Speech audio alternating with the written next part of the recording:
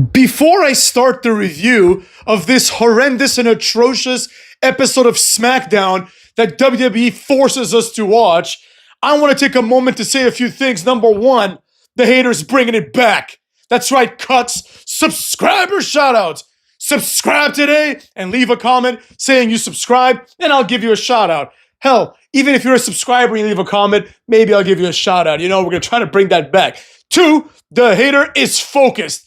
Ever since my wedding, I've pretty much been eating junk food for 2 months. It's been great, but now it's time to get back to it. Get back to the gym, clanging and banging, and get to the best level of the hater that I've ever been. Not only in my personal life, but with respect to this channel. Catch this? And that begins right now with this awesome-ass review. Now, obviously, I'd rather be doing another retro review because this episode was unbearable, all right? I hated everything about this. Well, there was two slight things that I enjoyed. But let's do this like we do it, and that's segment by segment. Cucks this. So the show is immediately ruined by Cody Rhodes coming out and saying, "What do you want to talk about?" What the fuck? Shouldn't you know? Why are you taking cues from the dumbass audience?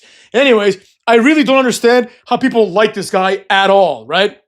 While the viewership goes down, the ratings go down, the money goes, everything goes down, right? People still cheer. People are dumbasses. Cody says he wants to sit with the fans and watch SmackDown to decide who is next. Two things wrong with this. Number one, who the fuck wants that, right? I came here to watch wrestling, presumably, if I went to this event, not to sit down with Cody. Number one. Two, cucks this, we don't know who's next because WWE doesn't have enough awareness, I guess, to book beyond the match at hand. Usually, back in the day, the way it would work is there was a guy who was the number one contender. Then you had number one contender matches to determine who the next guy is. Or you have other matches that are unrelated that establish someone as a threat. So, for example, if, let's say, Rusev has been winning for like 3 months, then logic would dictate that he would throw his hat into the ring. But because everyone is out there 50-50 booking style, you know what I mean? Nobody's next. So Cody Rhodes is going to sit and wait. However, the lights go out and Alistair Black's music hits. This is the equivalent of, let's say, Cena being champ back in the day and Sylvain Grenier coming out, except obviously Cody Rhodes is not Cena. And obviously as well, Sylvain Grenier is better than this lowered card jobber, Alistair Black. These are basically two AEW jabrones putting on the same crap in WWE. When Alistair Black became Malachi Black in one of the most forgettable runs in TV history, he attacked Cody Rhodes. Cody Rhodes beat his ass. Malachi Black then floundered around for another 2 to 3 years, stealing money from Tony Khan, not drawing one dime. Then, having drawn 0 dimes, Triple H decided to hire him back, along with Cody Rhodes. But anyways, as a result, Nick Aldis comes out and says the people want it, everyone wants it, it's going to be tonight, the match. Alistair Black versus Cody Rhodes. I will say that one good thing here is that Alistair Black showed up and said, I want to be next, right? At least somebody, at least one person wants to be next. Speaking of next, we get an NXT jobber called Ilya Dragunov coming out. He's obviously the U.S. champion. And he says it's time for the Ilya Dragunov U.S. Challenge, open match, whatever the fuck it's called. Open challenge match, right? Now, the problem here, of course, is twofold. Number one, Ilya Dragunov sucks and has a fucking dumbass tattoo on his neck/chest. And number two, he's trying to get over his catchphrase, which is, pain will entertain you, right? First of all, it would be much better if it was said, pain will entertain, without the U, because at least that rhymes. You could put it on shirts. But anyways, it's a stupid catchphrase. And also, Ilya Dragunov shouldn't have any catchphrases because he has basically zero charisma. I know a lot of people are going to be fooled into thinking he's charismatic because he comes out and flails his arms. Hey, it worked for Nakamura, who has zero charisma. He comes out there, flails his arms, poorly impersonates Michael Jackson. Like Michael Jackson's rolling in his grave, seeing this cocksucker try to dance like him. You know what I mean? Michael Jackson is one of the greatest dancers of all time in the history of the species. He's probably the best entertainer in the history of the species. And we have this cocksucker coming out there just butchering his moves. It's fucking embarrassing. And then people are like, wow, he's so charismatic. Why? Because he tries to dance like Michael Jackson and fails? So what, cuck? I don't give a flying fuck. But anyways, this happens. And Ciampa comes out with his aggressive theme song, right? Ciampa, who has had zero success And basically, as far as I can tell, hasn't had a singles match in about 4 years. And quite frankly, Ciampa has never, in his entire WWE career, despite being like 40 or something, he's never had one meaningful main roster match. Not one, right? He's like Jey Uso, basically. These guys have just been there, and they've never drawn a dime. But he thinks he's good enough to become US champion. So he comes out, obviously, with Johnny Gargano and Candice LeRae. They get in the ring. Ciampa says, "You're ducking me." So to prove him wrong, Ilya Dragunov says, "I want to wrestle Johnny Gargano."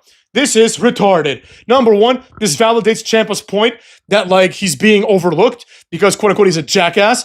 Gargano doesn't deserve it any more or any less. Literally, everything that Ciampa's done, Gargano's done in the last few years because all they've done is to lose matches together. Now, another problem with this, of course, the bigger problem, in my opinion, is that this is no longer an open challenge. This is basically a whoever the fuck Ilya Dragunov wants to wrestle tonight challenge, right? It's not an open challenge. Someone comes, they answer the open challenge, Ilya says, "No." Oh, great. Then what the fuck am I watching? This does not capture the fighting spirit of John Cena, or hell, it doesn't even capture the fighting spirit of that cuckold Sami Zayn. But anyways, this is nothing special. The match is exactly what you'd expect. Two tiny indie jobbers pretending to have a great match. And quite frankly, this is the problem with wrestling today. A lot of people are out there having these quote-unquote 5-star matches, right? Good for them. No one's saying otherwise. Have your 5-star horseshit. But the facts of the matter are the facts of the matter. And that is that these people need to have good matches because neither of them have any capacity to entertain otherwise. If you give Ilya Dragunov a mic, nobody's going to want to listen to him. Same with Gargano. In the ring, they can do some moves, but quite frankly, both these men are too small and too puny and too, like, uninteresting to be in the US title picture. Like, people that have held the US title have been people like fucking Sting. Like, let me put it to you this way, cucks. Benoit, right, who is a piece of shit murderer, but nevertheless, a WrestleMania main eventer, Benoit and Booker T had a best of 7 series, obviously, throughout SmackDown and pay-per-views over like 2, maybe 3 months, because they didn't wrestle every week, right? Or maybe they did. It doesn't matter. Randy Orton was involved as the proxy for Booker T when he got injured, right? So these 3 men are all legends. They're fighting for the US title. Then Orton was like, "If I win it for you, Book, I want a shot," right? So even Orton was interested in the US title. Now we have Gargano and Ilya Dragunov. The match is boring. It's a snooze fest because you know there is a 0% chance that Johnny Gargano wins. And this is validated when Ilya Dragunov shows incredible strength doing an assisted lift to a 115-pound man and doing like a superplex. This is not impressive when Johnny Gargano is literally 130 pounds and jumps over. And all you got to do is just kind of like move your body, right? This requires very little strength. I'm not saying Ilya is not strong. He looks like a strong guy, but this was not a feat of strength. But because he's small, we got to give him some props for it. He does the superplex and kind of like rolls backwards, kind of like Seth Rollins would, but he doesn't pick him up again. Instead, he just does the H-bomb and wins, right? That's it. After this, Sami Zayn is on the sidelines and isn't cleared yet, so he decides for the second week in a row to keep coming around and going to Nick Aldis and saying, "Hey, can I go be in people's corners?" Like, it's not even the people asking, "Hey, can Sami Zayn be in my corner?" It's just Sami Zayn being like, "I want to go support this guy." You know, I get it. He doesn't like the MFTs, and they don't like him, but nevertheless, this is becoming annoying. Nick says, "Absolutely not." And he says, "I'm not asking you, I'm telling you." So basically, shut the fuck up. You're boring me half to death, Sami Zayn. That's what Nick Aldis basically said to him.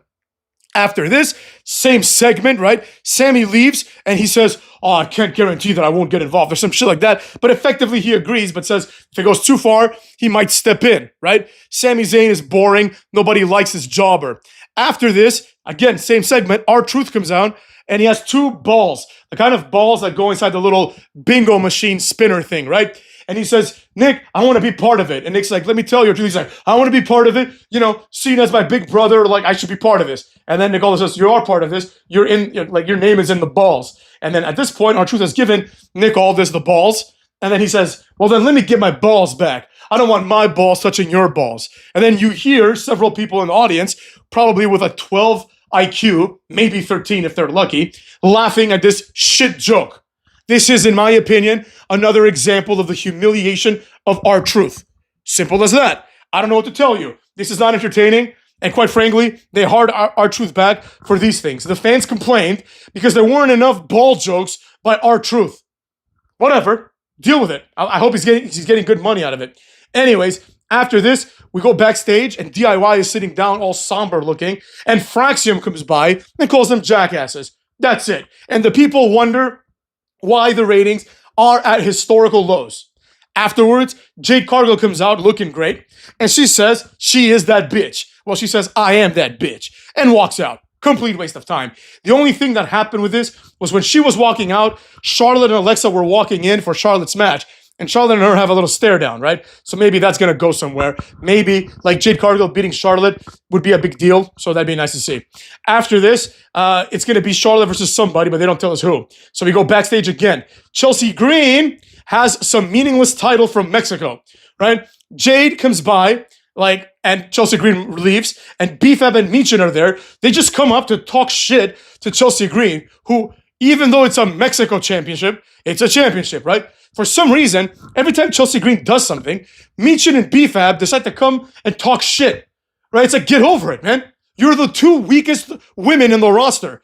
Like, Michin and BFAB are probably the two biggest jobbers in female wrestling history. Get over it. It's not going to change. Like, I still don't think BFAB has won one match, like, in her entire career. BFAB is one of the worst things to ever happen to wrestling. I'm not saying she has no possibility to do something with her life, right? But at this point, it's like, why do you keep her around? This is a complete waste of money. You know what I mean? She's right up there with Nikki Cross. At least Nikki Cross was like a one-time women's champion. Anyways, so this happens. Jade Cargill comes by, and she starts walking towards this door, right? And Michin and BFAB are walking towards the same door. So Jade says, move, right? And then she keeps going, and then Michin and BFAB start talking shit. So Jade turns around and says, why are you talking shit, right? I'll put you in your place. Next week, BFAB. So now we're going to see the squashing of BFAB for the 15,000th time. This time at the hands of Jade Cargill. If this match goes on for more than 25 seconds, this is a complete waste of opportunity. Anyways, Charlotte and Alexa, who have walked past fucking Jade Cargill like a year ago at this point, are in the ring. And basically, it's going to be, what's it called? Charlotte versus somebody. This person hasn't been revealed yet. We have all these segments. And then it seems to be Nia Jax. Fine. I like the strategy of basically making it so that, like, you have to wait to find out who she's going to wrestle. I don't know if they announced this match last week. I don't care either way, but, you know, it is what it is. After this, the match is boring and lame, and this match on its own would never draw a dime. Like, if Charlotte and Nia Jax were at your local, like, if let's say your local indie promotion said, we've contracted Charlotte and Nia Jax to have a match, that's the only match that you're going to see. If you want to come see it, you have to pay $20. Nobody would go. Not one person would give a flying fuck. And it may be some weirdos trying to, like, get their number or something, right? But that's about it. Anyways, during the match, Charlotte Tornado DDTs her, but it ain't enough, motherfucks. Alexa's on the outside supporting Charlotte, and she gets attacked randomly by Lash Legend, who appears from, like, the Timekeeper's area. Like, not, like, really the crowd, but, like, kind of like crowd adjacent, right? And she attacks Alexa, puts her in a sleeper, and starts swinging her around. This is enough to distract Charlotte, who then gets wrecked and pinned by Nia Jax after an Annihilator. It should be noted, and I will give props where props are due, that Lash Legend does not look like she usually does today. Today, she didn't look like a massive dude, right? This woman is very masculine. It's fucking weird, man. Like, some people are like that. Some dudes are very, very feminine, right? And some women are very, very masculine. Like, Lash Legend, normally, you're like, holy shit, who is that?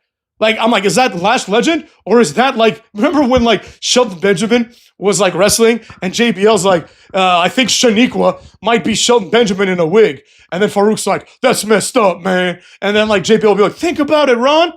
We've never seen them both in the same place at the same time. And then Ron Simmons would say, you're right, John. You know what I mean? And they were just, like, burying both of them. And you know that JBL and Ron Simmons probably got a kick out of this. They probably didn't like either of them. So they're like, you know, let's bury both these motherfuckers. You know what I mean? So anyways, and what the hell are Shaniqua and Shelton going to do to those guys? You know what I mean? Shelton is a collegiate wrestler. Shout out, Ron Simmons would eat him alive.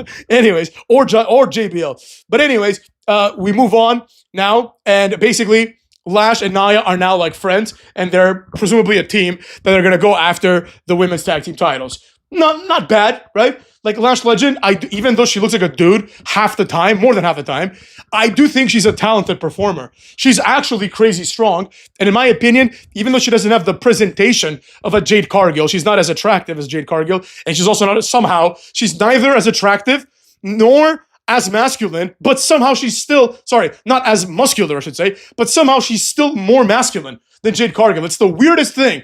But anyways, that's neither here nor there. Jade Cargill should be a star, but in my opinion, it's too late. She's already been portrayed as a jobber. So I actually do have better feelings towards Lash Legend getting a push because you can push her to the moon, right? You can give her a Brock Lesnar treatment. You can start out with Nia, and then she becomes a single star. Jade Cargill can never get the Brock Lesnar treatment because she's been there for several years and has done nothing, right? So that's what happens. It's going to be fun.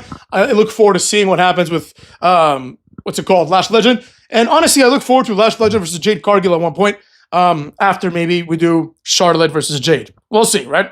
After this, we get like an update on the Cena tournament. This thing fucking pissed me off. So for two reasons. Number one, the promotion of Cena's last match is basically just GMs pulling balls from the little bingo thing. That's it, right? They show this Cena package being like, it's Cena's last match, and then like the GM just pulls balls, right? How about once in a fucking while, have Cena show up? How about have a segment dedicated to this where Cena pulls the balls and he reacts and puts over each and every one of the opponents, right? Or maybe you do this just like twice or something. I don't know. But have Cena be involved in this. It's Cena. I know he's only got like 2 or 3 more appearances, but, fucking pay him a few more dollars and have him come do this. Anyways, he pulls the balls, right? Are you guys ready for this? The first match is going to be Miz versus Jey Uso, right? I think Miz is going to win. Jey Uso is like on the downturn. He's going to turn heel eventually. And quite frankly, The Miz, even though Jey Uso is higher up on the card, in my opinion, The Miz should win clean. The Miz should make it really, really far into this tournament, right? I think that in the end, like, it depends on who you're going to have win, right? Right now, the money's on Gunther. The smart money's on Gunther. So whoever wrestles Gunther in the end needs to get screwed over, right? So let's say it's Oba Femi versus Gunther. Whoever Oba Femi's first opponent in the main roster is going to be, their first feud, maybe like Alistair Black or something. He missed like Oba Femi, and then Gunther just like does like the worst powerbomb of all time on him or something. You probably can't lift him or puts a sleeper on him. That makes more sense. And Oba Femi just like passes out to the sleeper as a result of like being blindsided and missed it or otherwise attacked by another opponent, right? This makes the other person, the Oba Femi of the world, look strong, right? Even though they're going to lose the tournament. Because someone like Oba Femi is not going to win because he's too, like, new, right? You're not going to have this guy from NXT come beat everybody, right? He can't even beat Ricky Saints. Yeah. So anyways, The Miz is someone that should make it far. I would put Miz all the way up to the semifinals, if not the finals, because there's a story to be told there, right? The next match is going to be L.A. Knight. Yeah, right? Who I thought was on Raw. But anyways, that's not here nor there. L.A. Knight versus the man whose name is written on the ball that Nick Aldis is holding, right? As soon as he said this, I knew that he wasn't going to reveal it. So, it's exactly right. He didn't reveal it. He said, I think I'll keep this one a surprise. Now, this might be someone that's from another company, and as a result, announcing them might cause problems. But even so, right? Even so, the way this was done just felt cheap, right? Because the idea is, who the fuck is Nick Aldis to keep this from anybody, right? How is this fair to The Miz? Number one. Number two, right? How is this fair to the people? And how is this fair to Cena? Cena needs to know who his potential last opponent is going to be. It can't just be a random person and Nick Aldis just like has this much influence over Cena's last match, which in the context of kayfabe is presented as an event that is extraordinary, and it's presented as an event where basically like the show's going to stop for a little bit and we're going to have this event. Meaning that this is not a situation, cucks this, where like this has any implications for what happens next, right? We have the tournament. It's Cena's last match. It's a send-off. This is like kind of like a pause in the storyline of WWE. So there's really no point in using this to generate like, buzz, right? And honestly, who the fuck cares? It'll probably end up being someone retarded anyways. But basically, Nick Aldis is there to pull 4 names. He pulls 3. He sucks at his job. After this, it's time for the next match. It's Julia versus Chelsea Green for the Women's United States title. Julia comes out, and we are reminded that Julia is one of the worst people in the history of signings, right? Now, I'm sure she's a lovely girl in the real world, but as a wrestler, she's fucking shit, right? Nobody actually likes her. She's basically Kairi Sane, and she has no good moves. And quite frankly, she's boring as shit, and she's had one of the worst title runs of all time. This one is right up there with Cody Rhodes' first title run, and obviously his current title run. It's right up there with Gunther's IC title run. It's right up there with Sami Zayn's IC title run. It's up there with basically every title run of anyone that's relevant today, right? But somehow, in my opinion, it's worse than all of those motherfucks, right? It's just worse. It's not entertaining in the slightest, right? Like, during the time when she was champion, Tiffany Stratton was the women's champion. And Tiffany Stratton had one of the worst title runs of all time. But this one, I think, beats it. So it's time for this match to happen. Chelsea comes out, and Michael Cole says that she's the North American champion.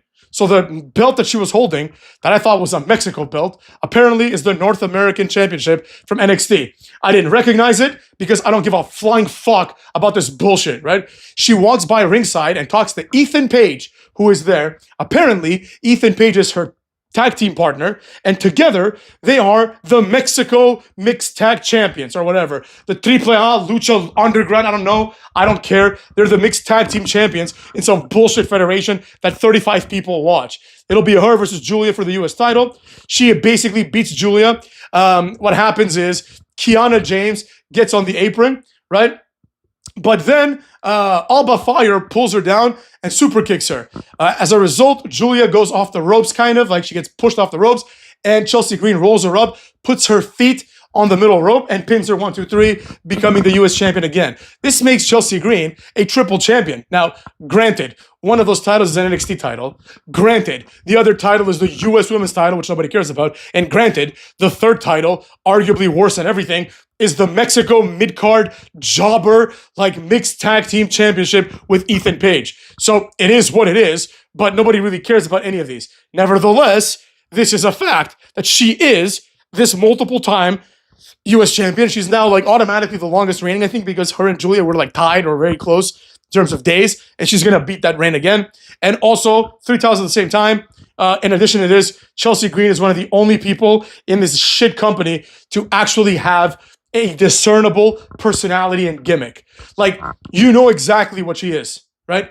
But just by looking at her, you already know how she's going to act, right? Because she does a good job of portraying herself.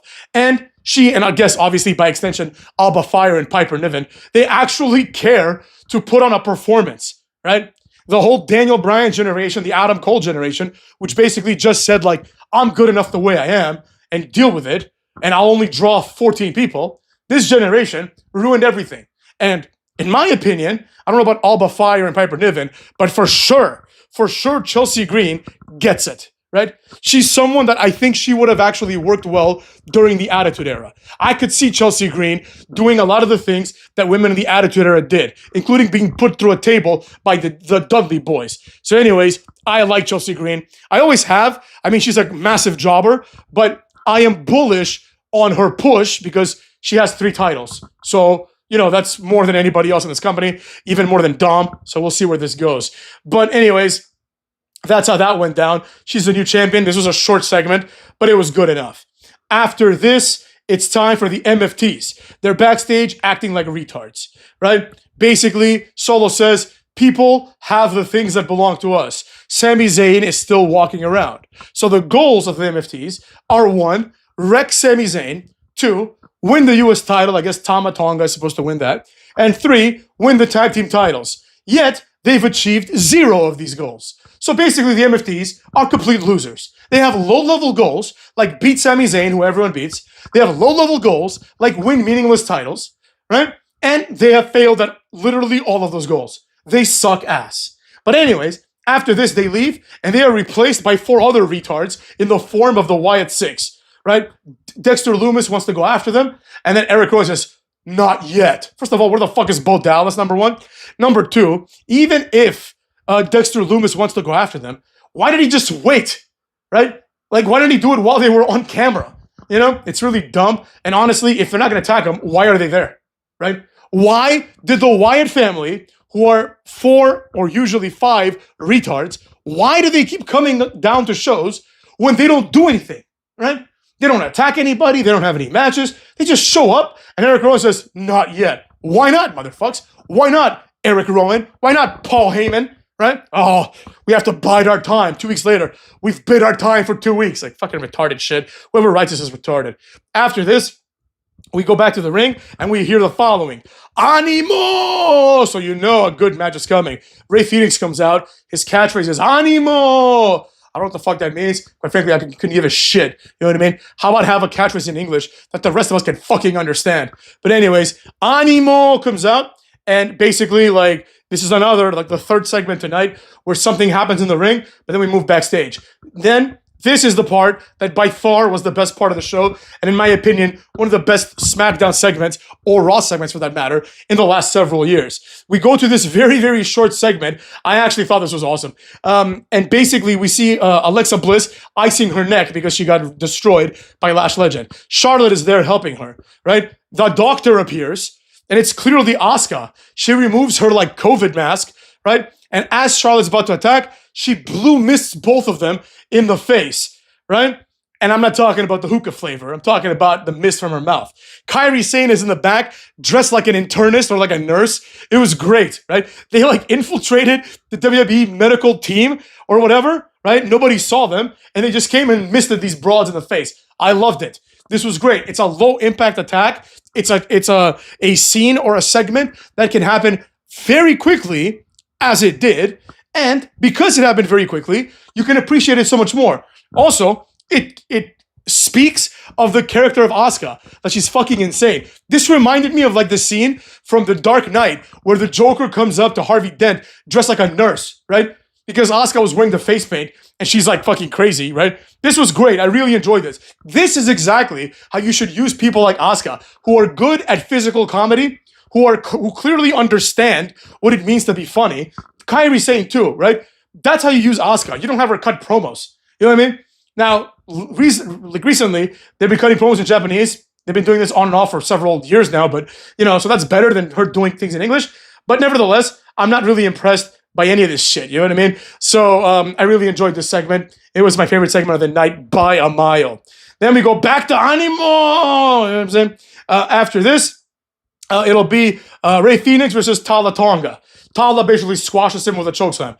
This was a respectable match. I like this too, right? It was a quick match. There's no need for this to go 25 minutes. Tala Tonga is a monster of a human. And basically, Rey Fenix is a tiny man. So he does a few bullshit moves. He tries to do a dive onto Tala, who catches him by the throat. He goes for the chokeslam. Rey Fenix tries to counter the chokeslam into like a Hurricane Rana. Tala doesn't let him, picks him up, power bombs him, grabs him by the throat while he's on the ground, lifts him, and does a very good chokeslam and pins his ass. The MFDs want to destroy this guy, but Sami Zayn comes to make the save. I mean, it is what it is, right? After this, we see The Miz backstage. He says he will win, and the fans will cry. The internet will cry, he says. Miz is fucking awesome. I know Miz is 45, so he's also coming towards the end of his career, but you have The Miz on this show, and you waste time with people like Ilya Dragunov and fucking Carmelo Hayes. It's a complete waste. Now it's time for the main event.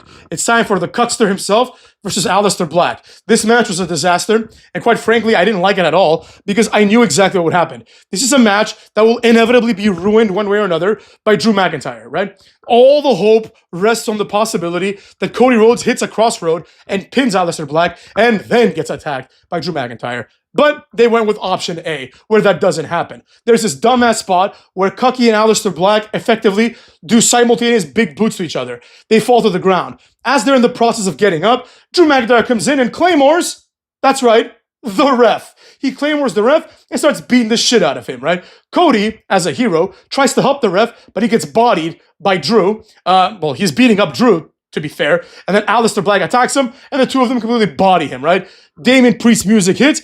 He comes to help, but basically, him and Alistair Black, he beats the shit out of Drew and Alistair Black. Him and Alistair Black end up on the outside. Alistair Black, like by the tables and shit, right? Alistair Black and is getting his ass beat. Zelina jumps on Damien, who like, he kind of like throws her like into the timekeeper's area, but like in a very gentle way, right? And he kind of like lifts his hands up and says, like, look, I'm not going to put my hands on a woman, right? Which I think is a good direction for his character, right? He can be like this noble guy, right? That would be a good character for him because he was like in Judgment Day, so he's a piece of shit. And now it fits him really well. He's like this, this guy who's like a decent guy, because he's been like a weirdo for so long. But anyways, as a result of this, Alistair Black does what? Not the Black Mass, not a chair shot. He, quote unquote, rakes the eye of Damian Priest. The same eye that he lit on fire, right? Damian Priest sells it like he's dying. Whatever. Back to the ring. Cucky's beating the shit out of Drew. The cucking of Drew McIntyre should be studied in textbooks, in media textbooks forever, to show how you can completely ruin a character.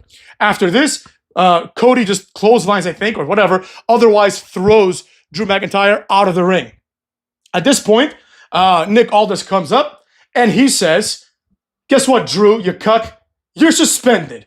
Drew McIntyre has been suspended by Nick Aldis. So Drew McIntyre came, he kicked the ref, he got his ass beat by Cody one more time, and then he got suspended. Drew then acts surprised at this, right? He acts surprised that he got suspended for kicking the referee, whom he blames for losing the title against the Cucks there, right? Drew then goes to Nick Aldis and says, everyone is against me, right? Now, the only thing that we're lucky about with regards to this shithole last segment is that we didn't have Drew McIntyre saying this in the presence and comedic genius and, quite frankly, commentating genius as well of Wade Barrett. Because I could tell you what would happen. If this happened and Wade Barrett was there instead of Corey Graves, a.k.a. Cucky Graves, what would happen is this. Drew McIntyre would do the exact same thing, and then you'd hear Wade Barrett saying, Nick Aldis, he doesn't want to step on his toes. Right? And then Michael would be like, what are you talking about, Drew? I mean, Wade, da-da-da-da-da. And then, like, Wade Barrett would inevitably say, look, I don't know how we can deal with this new version of Drew McIntyre. This new version is here, right? Like, I can't wait till Drew McIntyre and Wade Barrett cross paths again, just so I can hear, the new version of Drew McIntyre, the new version. Right? So there you go. That's what happened. And then also it should be noted that as this segment was coming to an end, right, the show just cuts, right? It cuts in a way that seemed unintentional. It cuts in a way that seemed like they're going over, and there was no time for anyone to bid us goodnight.